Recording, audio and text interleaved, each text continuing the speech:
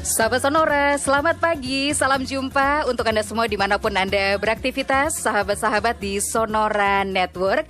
Salam jumpa di Sales Mastery and CEO Director Update with Eloy Zaluku, the one and only Theocentric Motivator, Sales Trainer and Performance Consultant dari Capstone Group. Dan tentunya Pak Eloy sudah bersama kita dong pagi hari ini. Pagi Pak Eloy. Selamat pagi Mbak Siska dan selamat pagi pendengar ya, sahabat Sonora di seluruh tanah air. Dan hari ini kita akan kembali menginspirasi Indonesia ya Mbak Siska ya. Ya tentunya. Dan ngomong-ngomong, level kebahagiaannya Pak Eloy di angka berapa nih pagi ini?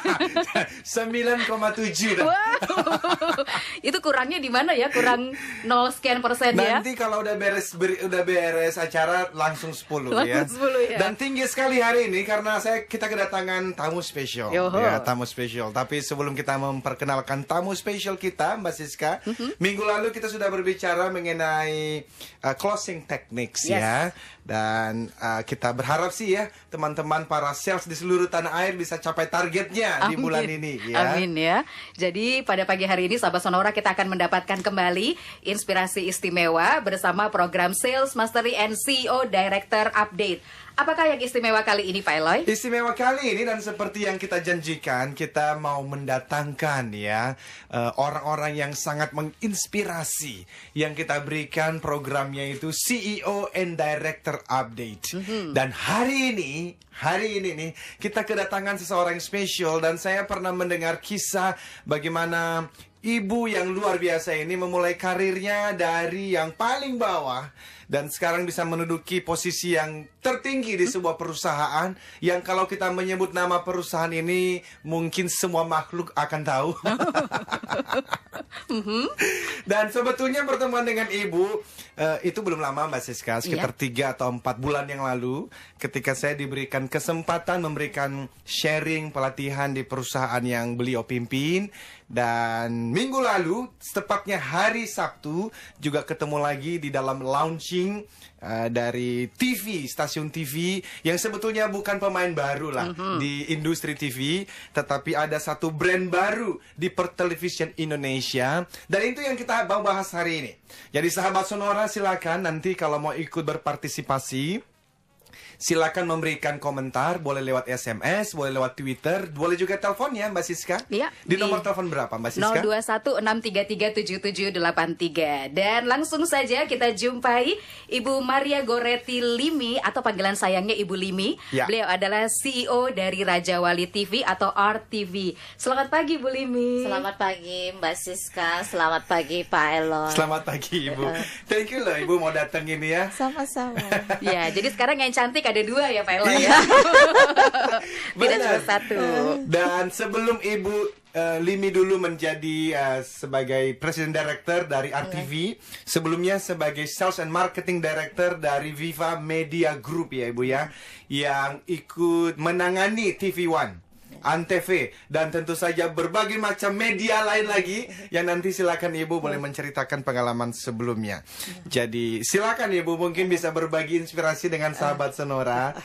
Seperti apa sih Ibu perjalanan karir Ibu bisa seperti hari ini? Nggak tiba-tiba dong seperti ini ya Bu ya. Betul. Seperti apa Bu perjalanan karirnya? Saya sebetulnya mulainya dari level paling bawah ya di industri TV ini. Sebagai AE pada saat itu di tahun 91 di Televisi Pendidikan Indonesia. Kemudian keluar di tahun 95. Dan apa saja saya kerjakan pada saat itu, ingin coba buka usaha, punya toko kelontong, kemudian pada saat itu belum ada minimarket seperti sekarang ini. Pada saat krisis, kemudian saya melihat bahwa di luar negeri itu ada convenience store. Saya buka convenience store. Kemudian saya sempat pada saat susah, saya jadi pedagang teh botol. Ya, saya ngangkat-ngangkat sendiri. Karena saya mesti ngirit ya, nggak, kalau bayar pegawai kan agak susah. Teh botol itu dulu 1 krat itu untungnya hanya 500 perak gitu. Dan saya pernah nyetir truk. Pantesan ya agak macet. Luar biasa ya. Pada saat susah, Kemudian karena krisis, saya itu nyetir dari Pontianak ke Sarawak 9 jam. Jadi saya jadi sales door to door di Sarawak, di Kuching. Nah itu saya jalankan untuk hidup lah. Saya hanya melihat pada saat itu karena krisis, dolar mahal, di sini terjadi kerusuhan. Saya pikir bagaimana caranya saya harus hidup. Dan di situ saya melihat bahwa dari Pontianak lebih mudah ke Malaysia, ke Sarawak. Jadi bawa aja apa yang bisa kita jualan, dari mie instan, dari bolpen, dari kemudian kertas fax yang gulungan. Nah, itu saya door to door. Apa saja yang mereka pesan, saya bilang ada. Terus kemudian saya ke Jakarta, saya pesan di Mangga 2. Habis itu nanti saya kirim ke Pontianak, ya saya nyetir lagi gitu. Sampai kalau nggak salah pernah juga hampir berantem dengan pernah ada kasusnya apa itu sih, Bu? Ya, waktu saya punya toko kelontong. Ya biasalah preman, ya namanya preman pasar, suka malak. Ya jadi bikin saya kesel. Nah, saking keselnya ya saya kasih botol, saya lempar aja ke kepalanya. Saya udah bilang jangan suka malak. Kalau malak toko saya jadi sepi. Nah, karena berantemnya udah ini gede ya, jalanan sudah macet, terus saya diangkut sama polisi, sama premannya dibawa ke kantor polisi. Ini tamu kita sebenarnya siapa, Pak Elo ya? Luar biasa. Makanya waktu pertama kali saya mendengarkan cerita ini, langsung dalam hati saya mesti sharing di Sonora. Jadi sahabat Sonora, yang kita lihat ini adalah sosok yang tidak langsung muncul di tingkat yang tinggi ini ya, sebagai presiden director, memulai dari yang paling bawah sekali ya, Bu ya, selling door to door ya, nyupir sendiri, truk lagi loh ya, truk loh, dan sampai akhirnya harus ribut dengan preman pasar. Itu gimana ceritanya kemudian sampai akhirnya kembali ke jalan yang benar, Bu? Iya. Setelah peristiwa berantem dengan preman itu, dan ayah saya melihat bahwa saya karakternya sangat keras, dan di pasar itu saya nggak mau terima orang macam-macam, pungutan liar segala macam. Biasa orang tuh kan selalu ada yang bilang dapat surat dia keluar dari penjara minta sumbangan ini itu. Saya nggak mau kasih biasanya. Nah tapi biasalah mereka bilang ya sudah dikasih berapa aja, yang penting dikasih. Ya waktu itu saya kasih 500. Terus dia bilang, oh nih jadi harga diri saya dihargain dengan 500. Saya tarik lagi 500-nya. Saya bilang kamu nggak punya harga diri, makanya minta uang sama saya. Masih mending saya kasih 500. Nah karena kamu bilang begitu, nggak jadi 500-nya saya kasih, saya ambil balik. Nah ayah saya tuh khawatir sama saya. Akhirnya ayah saya bilang, sudah coba kerja lagi lah katanya. Nah pada saat itu kebetulan Trans TV lagi buka lowongan. Nah saya ketemu teman lama yang bekas di TPI, ditawarin untuk masuk. Ya saya masuk mulai lagi dari level yang paling bawah tahun 2001. Jadi dari AE lagi. Gitu. Iya. Lantas bagaimana karakter seperti itu bisa juga cocok di tempat yang akhirnya jalan yang benar tadi loh? Ya, sebetulnya begini, saya orangnya sebetulnya gampang ya diajak kompromi asal sesuai dengan aturan. Dan saya kan orangnya maunya kita ikutin aturan lah, normal lah. Dan saya tipikal orang yang sebetulnya patuh sama aturan. Jadi buat saya di lingkungan kerja nggak ada masalah. Saya terbiasa datang tepat waktu, dan saya bekerja berdasarkan tanggung jawab yang diberikan gitu. Karena saya terbiasa hidup disiplin gitu. Mungkin itu salah satu kunci suksesnya Pak ya. Jadi pertanyaan kita berikutnya adalah, kalau Ibu lihat ya ke belakang dari tahun berapa, 91 di Jakarta 91. Ya Bu ya, account eksekutif ya, dan sampai seperti sekarang ini. Kalau dirangkum kira-kira key success factor-nya apa sih Bu? Kunci kesuksesan Ibu. Jadi siapa tahu ada teman-teman yang lagi mendengarkan pingin berhasil seperti Ibu juga. Sebetulnya begini, satu adalah disiplin. Kita jangan membuang-buang waktu. Itu yang Saya lihat generasi muda sekarang kan selalu tar aja deh. Ya. Nah, kalau ada pekerjaan bisa kita selesaikan cepat, nah lebih baik kita selesaikan dan istirahatnya belakangan. Jangan istirahat dulu baru dikejar deadline. Ya. Nah, itu salah satunya ada disiplin. Kemudian kerja keras dan pantang menyerah. Kalau memang kita belum berhasil sekarang ini, kita belajar. Kenapa kita belum berhasil? Kita belajar dari kegagalan. Yuk, kita nggak boleh putus asa. Kita next stepnya kita mesti coba lagi itu. Jadi kalau punya 3 kunci ini sebetulnya menurut Ibu siapapun bisa berhasil ya Ibu ya. Betul. Yang penting disiplin, kerja keras, Pikiran positif. pikiran positif juga penting ya. Seperti apa sih Bu maksudnya ini pikiran positif ini? Begini, kalau setiap kali kita dikasih ada arahan dari seseorang atau ada satu aturan baru, kita jangan menanggapi dengan negatif dulu. Kita lihat dari sisi yang lain bahwa orang tersebut melakukan sebuah perintah, itu pasti ada sesuatu di balik itu. Nah, coba kita lihat, kalau kita pada di posisi dia, mungkin kita akan melakukan hal yang sama. Nah, kita belajar untuk bisa menerima orang lain dulu sebelum kita memberikan judgement gitu. Nah, saya pikir itu yang paling penting, sikap terbuka dan positif. Wah luar biasa sekali ya. Bagi para sahabat Sonora, mungkin ingin menggali lebih banyak lagi dari Ibu Maria Goretti Limi, silakan Anda bisa menyampaikannya melalui nomor SMS Sonora di 0812 112 9200 atau bisa langsung hubungi kami di 021 633 7783. Kita masih bersama tamu istimewa kita dalam program khusus CEO Director Update, yaitu Ibu Maria Goretti Limi. Beliau adalah CEO Raja Wali TV atau RTV. Masih di Sales Mastery and CEO Director Update with Eloy Zaluku, the one and only Theocentric Motivator, Sales Trainer and Performance Consultant dari Capstone Group.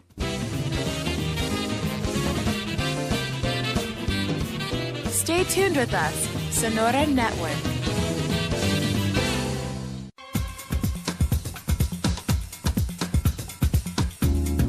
Sahabat Sonora, terima kasih untuk Anda yang juga sudah menyampaikan tanggapan Anda lewat SMS di 0812 112 9200. Masih di Sales Mastery and CEO Director Update with Eloy Zaluku, the one and only Theocentric Motivator, Sales Trainer and Performance Consultant dari Capstone Group.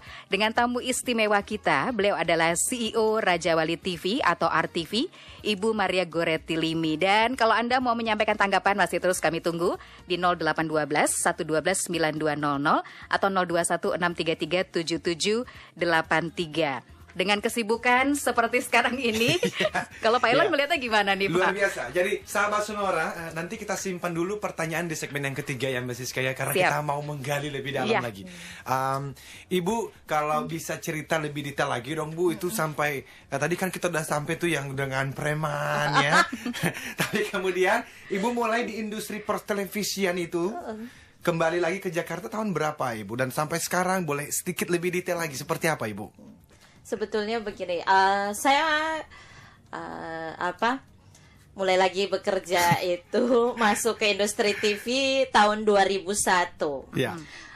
Saya ingat pada saat bulan September saya bergabung dengan Trans TV. Dan saya mulai lagi jadi AE. Iya. Nah, dari situ 2,5 tahun saya di Trans. Dulu di Trans itu belum seperti sekarang. Kita masih di bedeng sampai melakukan siaran percobaan. Dan waktu itu belum ada komersial, tapi kita butuh uang. Bagaimana caranya membiayai program. Akhirnya bos saya bilang, bisa nggak dapat 250 juta aja, soalnya ini mau mengcover cost-nya kuis. Aku telepon teman, bantuin gue dong, gue butuh 250 juta nih. Buat apaan? Bikin kuis di Trans itu kan belum mengudara. Pokoknya lu percaya sama gue aja deh. Bener. Gue jaminannya, saya bilang gitu. Ya udah deh, ikut deh gitu, daripada dicerewetin. Mulai dari situ. Padahal sebetulnya siaran percobaan itu belum komersial, tapi karena kita butuh uang untuk membiayai. Nah, 2,5 tahun saya di Trans, kemudian saya ketemu anaknya bekas menteri Abdul Latif, Mbak Dina Latif untuk coba membantu LaTV, dan di situ saya 8 bulan. Saya 8 bulan, saya pikir komitmen saya sudah selesai. Akhirnya saya mau mencoba usaha sendiri lagi. Saya ingin jual program yang kebetulan pada saat itu sudah mulai muncul TV-TV lokal. Nah, saya ngelihat TV-TV lokal ini bisa digarap. Nah, pada saat saya mau menjual program buat TV lokal itu, tiba-tiba saya ketemu dengan Pak Sutanto Hartono, managing directornya RCTI pada saat itu. Kemudian beliau bilang, kamu daripada usaha gitu, kamu ikut saya aja deh, kamu ngurusin konten, katanya. Kemudian saya diperkenalkan dengan Pak Haritanu. Ternyata Pak Haritanu bilang, kamu bantuin saya ngurusin Sindo deh. Ya, jadi 2 tahun saya di Sindo, awalnya sebagai staf khususnya Pak HT, kemudian jadi wakil direktur sales dan marketing selama 2 tahun. Kemudian kebetulan pada saat itu Bakri akan mengakuisisi LaTV. Saya ditanya apakah mau balik. Nah, di situ karena saya sudah tahu sedikit banyak tahu tentang keadaan LaTV. Nah, pada saat itu ya sudah saya ikut gabung lagi. Nah, di situ kita ingin merubah TV itu menjadi TV News. Nah, pada saat itu belum ada nama TV One. Nah, TV One itu setelah dengan berembuk, ya kan, dengan segala macam. TV One itu dulunya ada filosofinya. One itu O-nya itu sebetulnya bola, seperti bola. N itu news. Jadi I-nya itu sebenarnya entertainment. Dulunya awalnya bicaranya seperti itu. Jadi karena memang TV ini fokusnya kepada tadi bola itu sebetulnya lambang dari sport. Jadi makanya TV One itu menjadi TV sport dan news. Nah, setahun di TV One ternyata waktu itu Bakri berniat untuk mengambil alih Antv kembali karena kan tadinya partneran sama Star TV. Nah, saya dipinjamkan ke dalam untuk membenahi sales dan marketingnya selama setahun. Masalah konsolidasi ya, masa transisi. Jadi saya dulu tuh berangkat di TV One juga, di Antv juga. Kemudian dari grup Bakri, grup Viva itu bikin satu portal. Awalnya namanya Viva News. Nah, saya diminta juga buat menghandle salesnya. Luar biasa. Ini keliling terus ternyata dari ya. Dan sampai sekarang kok bisa ada di RTV, Bu, yang dulunya ini B Channel ya, Bu, ya, dan sekarang jadi RTV. Kenapa kok bisa tiba di sini ya, Bu? Gimana ceritanya? Ini sebetulnya ceritanya sudah dari 4 tahun yang lalu. Baru kesampaiannya sekarang gitu. Kalau boleh tahu dari begitu banyak media yang pernah Ibu geluti ya semuanya, kalau sekarang ada di katakanlah yang baru gitu ya, RTV, sesuatu yang baru, apa yang membedakannya dari media yang lain yang selama ini sudah Ibu kenal? Begini, kalau di tempat lain mungkin general entertainment ataupun news ya memang punya karakteristik sendiri. Nah, di RTV ini kita kepingin bahwa membuat sebuah TV yang sifatnya general entertainment, fokusnya target audience-nya adalah family, tapi bagaimana caranya kita bisa memberikan tayangan yang positif dan edukatif gitu. Nah, memang sekarang ini di industri TV kan rating dan share itu jadi dewanya. Jadi basis orang buat klien untuk membeli bahwa saya mau sponsor di program ini, saya mau beli spot, pasang spot di program suatu program, basisnya adalah rating. Tapi kualitas program tidak diperhatikan. Nah, di sini kita di RTV berusaha bagaimana caranya menyajikan sebuah program yang berkualitas, yang punya bisa mendidik, tapi juga bisa menghasilkan rating dan share. Nah, ini tantangan terberat bagi kami ya. Terkadang kalau kita lihat di sekarang ini ya TV sekedar hiburan. Pendidikan itu menjadi nomor 2. Nah, tapi di kita pendidikan adalah nomor 1. Nah, jadi dari kita memang misinya kita, visi dan misinya kita adalah bagaimana kita bisa membentuk pola pikir bangsa ke arah yang lebih maju dan lebih baik. Nah, ini yang harus kita jalankan dulu sambil orang harus tahu bahwa selain hiburan, dia mendapatkan sesuatu dengan dia menonton RTV. Wow. Dan visi misi seperti ini memang ini juga bagian dari idealisme dari Pak PS yang mau memberikan dampak untuk Indonesia ya, Ibu ya. Betul. Jadi tantangannya bagaimana supaya ratingnya ada, tapi juga tetap memberikan hiburan yang dampak positif ya untuk para pemirsa. Ya. Iya, kalau boleh tahu nih Bu ya sedikit aja mengenai yang namanya peluang kan, semua ingin memanfaatkan peluang di industri televisi. Bagaimana caranya Ibu Limi melihat peluang yang ada gitu Bu? Masih ada tuh peluangnya Bu? Peluang sebetulnya masih ada. Kalau kita lihat uang yang berputar sekian puluh triliun setiap tahunnya untuk advertising ya gitu, untuk iklan, kita melihat bahwa masih ada ceruk pasar, dan kita juga melihat bahwa masyarakat itu ada yang sebagian yang tidak suka dengan tayangan yang ada saat ini. Ada yang dengan horor, ada yang dengan kekerasan, atau juga yang sudah mulai nyelenceng dari norma-norma yang ada saat ini. Nah, kita ingin mengisi ya ruang kosong itu ya yang sebetulnya semua orang menghendaki dan berharap itu, tapi belum dipenuhi. Nah, ini yang ingin kami lakukan. Wah, ini menarik ya. Tapi yang lebih menarik lagi Pak Eloy, bahwa kepemimpinan seorang perempuan dalam satu perusahaan gitu ya. Nanti saya minta tanggapan dari Pak Eloy dan juga dari Ibu Limi sendiri. Bagi para sahabat yang juga mau menyampaikan tanggapan, komentar atau pertanyaan, silakan Anda bisa bergabung di 0216337783. Masih di program Sales Mastery and CEO Director Update with Eloy Zaluku, the one and only Theocentric Motivator, Sales Trainer and Performance Consultant dari Capstone Group. Dan tamu istimewa kita adalah CEO Director Update bersama Ibu Limi Maria Goretti, CEO Rajawali TV. Tetap bersama Sonora Network.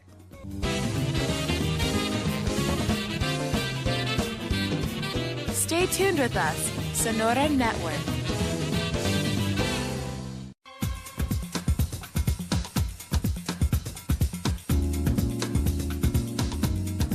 Sahabat Sonora, kembali di Sales Mastery and CEO Director Update with Eloy Zaluku, the one and only Theocentric Motivator, Sales Trainer and Performance Consultant dari Capstone Group. Program yang hadir setiap Rabu pagi di Sonora Network. Dan pagi hari ini, pada CEO Director Update kita punya tamu istimewa, yaitu Ibu Maria Goretti Limi. Beliau adalah CEO Rajawali TV atau RTV. Untuk Anda yang sudah berpartisipasi, baik lewat telepon, SMS, maupun via Twitter @sonorafm92, nanti ada 2 di antara Anda yang akan mendapatkan buku Pak Eloy, Kisah Ajaib Anak Pedalaman Nias ke Panggung Dunia. Jadi silakan partisipasi Anda. Jadi sebelum menjadi film, jadi sahabat Sonora baca dulu kisahnya ya. Iya, seperti saya ya, baca dulu. Jadi kita tunggu terus ini untuk tanggapannya. Silakan sahabat Sonora disampaikan melalui SMS atau boleh lewat telepon juga ya. Kita belajar hal-hal yang sangat luar biasa pagi ini ya. Dan ada satu pertanyaan mungkin kita coba tanggapin dulu ya Ibu ya. Ini yang mana nih Pak? Coba kita lihat. Yang dari Ibu atau Bapak? Kita coba dulu Pak Edward nih. Ini Pak Edward, oh ya. Pagi Bu Limi, saya Edward. Bagaimana Ibu membagi pekerjaan yang berasal dari bidang yang sama? Apakah tidak dianggap bahwa kalau kita bekerja di bidang yang sama dengan perusahaan yang berbeda-beda sebagai mata-mata dalam tanda kutip? Karena kan Ibu pernah menghandle Antv, LaTV, dan lain-lain. Ayo gimana Bu? Lucu ini pertanyaannya ya. Sebetulnya di dunia kerja ya, dimana kita menggeluti sebuah profesi dan dalam sebuah industri, itu satu hal yang lumrah buat saya, buat kita. Misalnya ada orang dari banking, dia pindah-pindahnya ya ke banking juga. Iya, betul. Karena ya spesialisasinya di situ. Demikian juga orang media, walaupun saya di TV, tapi juga di media cetak, di online, ya pindah-pindahnya ya ke situ-situ lagi. Industri yang sama Industri ya Bu ya. Dan itu sesuatu yang wajar-wajar saja. Jadi tidak harus dikatakan mata-mata ya. Memang di mana-mana seperti itu saya ya. Saya ingatnya begini Pak Eloy. Iya, gimana Ibu? Ada pepatah mengatakan di mana bumi dipijak, di situ langit dijunjung. Pada saat kita di sebuah perusahaan, ya kita bekerja all out untuk perusahaan itu. Ini sekaligus menjawab pertanyaan yang ada di pikiran saya, gimana ya banyak yang memberikan kepercayaan buat Ibu ya dari media ini. berani sekali istilahnya, ayo kamu kerja sama saya gitu ya Bu ya. Ya, saya bersyukur bahwa saya diberi kesempatan ya oleh bapak-bapak yang seperti kayak Pak Sutanto Hartono, Pak Haritanu, Pak CT, Pak Heru Tanjung, dan Pak Peter Sonda sekarang dan ya Bu Pak ya. Peter Sonda. Ya. Nah, luar biasa ya. Jadi sekarang kita mau berbicara mengenai kepemimpinan nih, Bu. Nah, itu ya, dia. Jadi woman in leadership. Pemimpin wanita. Ibu, sebuah bangsa itu bisa berhasil karena seorang pemimpin yang hebat. Dan kita berharap sih ya di pemilihan presiden yang akan datang kita juga dapat presiden yang luar biasa hebat juga ya. Di perusahaan juga bisa berkembang karena ada seorang pemimpin yang hebat. Dan kalau ibu diminta selama 4 tahun ini untuk akhirnya memimpin TV, RTV ini, dari Big Channel menjadi RTV, pasti ada sesuatu yang dilihat di dalam diri ibu untuk bisa mentransformasi media stasiun TV ini menjadi stasiun TV yang memang mendidik Indonesia, tapi sekali lagi juga tentu saja bisa mendapatkan juga ya berkembang secara bisnis juga. Ibu jadi, tapi tidak selalu gampang untuk mendapatkan pemimpin yang hebat ini, yang kredibel, yang efektif, yang produktif. Tapi kalau sampai ibu dikejar-kejar selama 4 tahun dan akhirnya ibu mengatakan ya, sebetulnya yang ibu lihat di dalam diri seorang bisa dikatakan sebagai seorang pemimpin hebat itu seperti apa sih Bu? Khususnya dalam konteks wanita ini Bu. Wanita sebagai pemimpin. Yes. Silakan Ibu Limi. Ya, kalau jujur sebagai wanita dan berfungsi sebagai pemimpin itu nggak mudah ya. Bu. Pasti ada negatifnya. Ya, orang suara-suara negatif lah, yaitu dia cewek tahu apa sih, biasanya begitu ya. Tapi saya melihat bahwa malah justru wanita itu punya banyak keluasan ya kan dibandingkan sama pria. Kalau pria masih banyak sekat-sekat yang jadi pemisah antara atasan dan bawahan. Tapi kalau wanita enggak. Karena misalnya begini, saya ke anak buah saya yang pria, Say, gimana gitu. Satu hal yang biasa, ya kan. Aduh, istrimu gimana? Mau cerita nggak gitu. Tapi kalau pria kan nggak bisa begitu, ya kan. Harus jaga ya. Harus lebih jaga lah gitu. Ntar kalau begitu dikiranya ada apa sesuatu yang beda gitu. Bener. Nah, kita perempuan bisa jadi teman curhat buat karyawannya kita, ya kan, buat staffnya kita. Nah, justru itu kekuatan dari perempuan. Baik. Dan bicara mengenai teman-teman yang mungkin banyak wanita yang sedang mendengarkan kita pagi ini ya Bu ya. Ibu melihat kesempatan untuk menjadi pemimpin wanita yang menjadi pemimpin di Indonesia ini sekarang sudah jauh lebih terbuka ya Bu ya dibandingkan 10 tahun yang lalu ya. Jadi harusnya teman-teman wanita yang sedang mendengarkan kita juga harus termotivasi untuk ayo you can do it gitu ya Bu ya. Bisa. Betul. Gimana tanggapannya Bu Limi? Betul. Kalau saya melihat sekarang ini sudah tidak ada perbedaan ya. Untuk pria ataupun wanita untuk meraih sebuah jenjang ya, untuk berkarir di suatu tempat ya, tidak seperti dulu lagi ya. Sekarang ini sangat kesempatan wanita untuk tampil itu jauh lebih besar. Yang penting tadi punya itu ya Bu ya, disiplin ya, kerja keras ya, berpikiran positif. Nah, kita coba terima dulu nih Pak Eloy dan Ibu Limi yang sudah bergabung. Ada Pak Kolis dari Surabaya. Bapak selamat pagi. Selamat pagi, Sonora Jakarta. Selamat pagi, Ibu Lini. Selamat pagi, Pak. Iya, dari Pak Kaulis ini di Surabaya. Selamat ini ya atas mengudaranya RTV ya. Terima kasih, Pak. Bu, mau tanya Bu, untuk pembagian segmen program ini untuk anak-anak berapa persen, terus anak muda, orang dewasa dan orang tua ini berapa persen Bu? Itu saja. Terima kasih. Terus yang kedua untuk ada nggak di RTV untuk program ini teknologi misalkan gadget, komputer dan sebagainya gitu. Soalnya saya ini pecinta banget untuk teknologi gitu kan, gadget gitu. Terus yang ketiga, terakhir ini kapan ini ada launching di Surabaya ini? Iya, terima kasih Pak Kolis pertanyaannya. Yang terakhir, singkat saja ya Pak. Itu di Surabaya dirikan radio juga Bu. Kalau di Surabaya itu iya. Gitu. Baik, siap. Radio Sonora aja Pak di Surabaya. Iya, ini juga mewakili pertanyaan dari beberapa sahabat Sonora mengenai visi dan misi, karena banyak juga yang prihatin dengan tayangan televisi yang diwarnai dengan kekerasan, terutama ini untuk anak-anak yang masih sekolah. Nanti kita tanggapin juga termasuk pertanyaan dari Pak Kolis di Surabaya. Tetap bersama kami sahabat Sonora untuk Anda yang sudah menyampaikan tanggapan atau komentar. Nanti ada 2 di antara Anda yang akan mendapatkan buku dari Pak Eloy, Kisah Ajaib Anak Pedalaman Nias ke Panggung Dunia. Masih di Sales Mastery and CEO Director Update with Eloy Zaluku, the one and only Theocentric Motivator, Sales Trainer and Performance Consultant dari Capstone Group.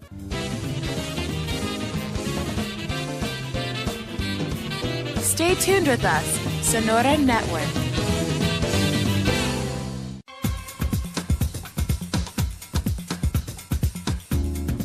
Sahabat Sonora, kembali di Sales Mastery and CEO Director Update with Eloy Zaluku, the one and only Theocentric Motivator, Sales Trainer and Performance Consultant dari Capstone Group. Dengan tamu kita Ibu Limi, beliau adalah CEO Raja Wali TV dan berbagi bersama kita pagi hari ini sejak pukul 7 tadi.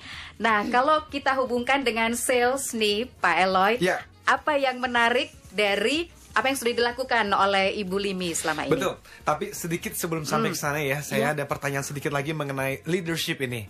Karena kita sudah pernah bahas juga ya beberapa kali, termasuk 2 minggu yang lalu, waktu kita berbicara mengenai style leadership, gaya kepemimpinan ya.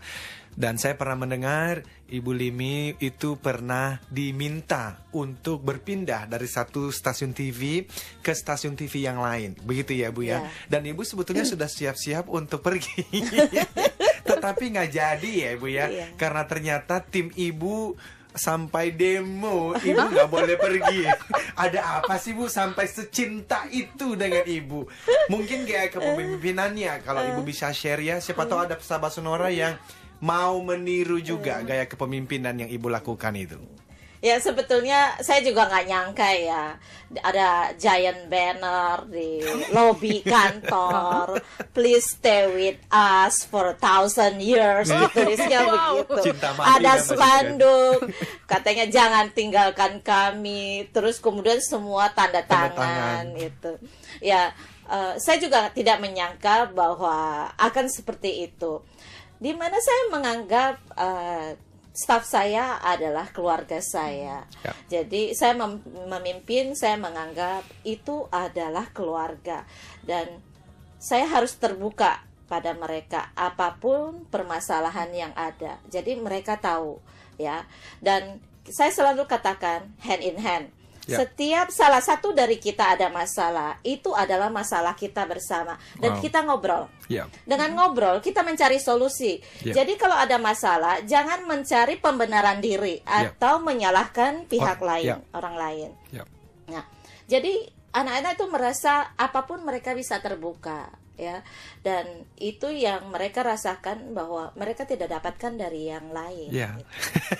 Jadi menjadi seorang pemimpin itu tidak harus selalu dengan tangan besi, dengan wajah garang. Karena ada Bu, saya pernah mendengar di salah satu training saya ya, itu ada orang yang dia punya filosofi. Waktu dia sebelum sampai di kantor, dia memang sengaja memasang wajah garangnya, karena dia merasa dengan cara seperti itu anak buahnya akan lebih menakutinya. Tapi Ibu merasa enggak begitu ya? Iya, enggak gitu. Sebetulnya orang itu respect sama kita atau tidak harus dengan wajah garang. Saya karena perempuan, style kepemimpinan saya kayak emak-emak, atau kadang marah, tapi habis itu kita udah merasa bahwa dia sudah menyesali perbuatannya dia. Saya ajak makan. Dulu bos saya bilang, dia udah marah-marah sama timnya. Habis itu makan yuk gitu. Itu kayak saya membayar rasa bersalah saya bahwa saya sudah marahin mereka. Tapi kalau saya nggak marahin mereka, mereka nggak pernah tahu bahwa mereka itu salah gitu. Jadi sahabat Sonora, kita pernah membahas bahwa ada berbagai beberapa gaya kepemimpinan ya. Ada gaya kepemimpinan yang afiliatif, itu ketika kita makan bersama, kita ngobrol bersama. Namun tentu kalau terus-terusan ngobrol bersama juga tidak akan efektif ya. Jadi ada demokratik juga. Ada yang bahkan namanya commanding, ketika seorang CEO mengatakan do what I want or get out of my way, kadang-kadang juga masih dilakukan. Tapi yang kita lihat adalah bagaimana Ibu Limi bisa melakukan berbagai macam kombinasi dari leadership yang ada itu, dan akhirnya anak buah beliau itu bisa sampai stay with us for 1,000 years. Waduh, kalau saya bisa, itu manis sekali kata-kata itu. Baik, Ibu, mungkin satu pertanyaan lagi kita mau jawab ya, Bu ya, karena saya pikir tadi ada dari Pak Kolis di Surabaya, mungkin bisa ditanggapi singkat, Bu Limi. Ibu, ya. Terima kasih Pak Kolis atas teleponnya. Persentasenya anak-anak dan dewasa. Sekarang ini anak-anak sekitar kurang lebih ada 30% lah dari jam tayang kita. Sisanya memang remaja dan dewasa itu. Tekno kita dalam taraf persiapan ya. Mudah-mudahan saja bisa segera. Karena membuat sebuah program kan tidak mudah ya. Harus ada survei dulu ya. Kita sudah buat, kita review lagi. Cocok apa? Tidak, coba lagi. Begitu sampai benar-benar sudah matang baru bisa kita tayangkan gitu. Dan launching di Surabaya? Nah, launching di Surabaya mungkin ditunggu saja ya Pak. Kita lagi persiapan. Ya, persiapan kan perlu waktu yang panjang. Baik, Ibu, sekarang kita masuk di segmen yang terakhir tentang sales mastery ya Bu ya. Seperti yang saya sudah pernah sharingkan beberapa waktu yang lalu, itu tahun 2010 saya membuat satu konsep namanya Rave Sales Model, Relationship Based and Value Creation Selling. Saya sangat percaya di tengah persaingan yang semakin menggila ini, dan ini terjadi di berbagai industri, bahwa ternyata relationship itu penting sekali, supaya teman-teman sales waktu dia jualan itu bukan hanya hit and run, hanya sekedar capai target saja, tetapi melihat ada relationship yang harus dibangun di belakang semua transaksi. Tapi value creation, value added selling, ada manfaat yang diberikan juga penting. Oleh karena saya percaya dengan relationship dan value added itu menghasilkan engagement dengan nasabah, dengan klien. Bagaimana Ibu melihatnya di dalam industri media, televisi khususnya? Apakah konsep ini juga berlaku? Terus terang, konsep ini sangat berlaku di industri media. Yes, Ibu. Yaitu di mana relationship itu sangat penting. Kalau dalam bahasa Mandarinnya, kenapa dikatakan kuansi ya? Kuansi itu relationship itu ya adalah base sebagai dasar utama untuk membangun sebuah jaringan penjualan, ya kan? Karena kita tidak bisa bahwa hanya jual kemudian mencapai target habis. Nah, membangun sebuah hubungan ya itu butuh proses dan tidak berhenti. Ya kan, kita tidak pernah tahu bahwa si A ini tadinya mungkin dia dari seorang staff bisa sampai direksi. Nah, itu terbawa. Seperti saya bisa sampai hari ini pun tidak terlepas karena dukungan dari semua klien-klien saya. Dan setiap kali kalau dilihat dari karir saya selalu dapat kerja di industri media yang mulai dari awal yaitu ataupun yang susah. Ya kan. Nah, selalu saya pada saat saya masuk, yang saya coba lakukan adalah saya genjot uangnya dulu, yaitu dengan cara saya minta tolong teman-teman saya ini. Nah, teman-teman saya ini yang ya udah ada Bu Limi ya kita bantu deh, ada Bu Limi ya kita bantu. Nah, saya nggak hanya sekedar dapetin uang mereka habis perkara, tapi sampai weekend pun ya udah ada yang ngajak jogging yuk, ya ayo jogging. Ada yang bilang belanja yuk, ayo ada belanja. Terkadang dia ribut sama istrinya atau ribut sama suami, saya berusaha saya ngundang mereka berdua makan dan berusaha mengakurkan mereka. Nah, ini value yang mereka tidak dapatkan di tempat lain. Ya kan, kita mau meluangkan waktu untuk mendengarkan juga keluh kesah mereka, problemnya mereka. Mungkin hanya sekedar jadi pendengar, mungkin kita tidak bisa memberikan solusi, tapi itu sesuatu hal yang sangat berharga buat mereka. Saya ingat ada satu perusahaan pada saat dia mendapatkan masalah, kemudian dia butuh ada dukungan dari media. Saya bilang, saya nggak perlu dibayar. ya. Anda tidak perlu membayar airtime-nya saya support. Nah, begitu perusahaan ini maju, yang orang pertama yang diingat adalah siapa? Saya. Di Itu dalam, dia ya. Di dalam selling kita menyebutnya selling is about giving and serving, Mbak Ya, Siska. betul. Jadi memberi dan melayani dulu ya, khususnya ketika klien kita memang lagi membutuhkan support, Betul. kita hadir di sana bersama dengan mereka. Wah, Wah. luar biasa sekali ya. Semoga inspirasi yang sudah diberikan Ibu Limi bisa membawa pencerahan buat kita semua sepanjang hari, sepanjang minggu. Sampai akhir tahun. Baik, Pak Eloy kita harus pamit. Ya, silakan Mbak Siska dulu. Baik, ini untuk para sahabat tadi yang sudah bergabung. Ada 2 sahabat yang mendapatkan buku Pak Eloy Zaluku, yaitu Pak Harzen Nababan di Cibitung dan Ibu Dewi di Purwokerto. Terima kasih untuk semua yang sudah bergabung. Semoga membawakan manfaat besar buat kita semua. Ibu Limi, terima kasih banyak untuk Ibu, sudah hadir kehadirannya. bersama kami. Dan sahabat Sonora, Ibu Limi bersama Anton, saya Siska. Saya Eloy, katakan Yes, I can. Keep the smile and happy selling.